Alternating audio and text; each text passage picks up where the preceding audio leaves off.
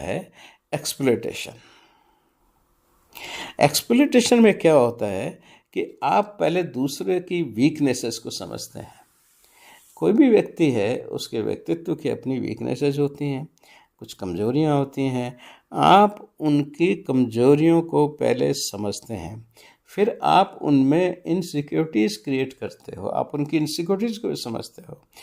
तो उनकी वीकनेसेस और इनसिक्योरिटीज़ पॉइंट को आप और एक्सप्लॉइट करके उसका अपने फ़ायदे के लिए उसका उपयोग करते हैं। जैसे कोई एक वृद्ध व्यक्ति रह रहा होता है, वो अकेला है, उसके बच्चे भी नहीं हैं साथ में, सब लोग बिल्कुल, कोई मददगार भी उसका नहीं है।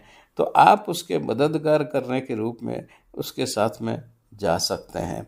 आप समझते हैं कि उसकी साइकोलॉजिकल स्थिति क्या है, वो एकाकीपन है, उसको चलने में डिफ़िकल्टी है, वो अपना सामान नहीं ला सकता, और धीरे धीरे उसकी मदद करके आप उस पर एक अधिकार सा क्रिएट कर लेते हैं, और फाइनली फिर आप उस अधिकार से उसको धोखा देते हैं।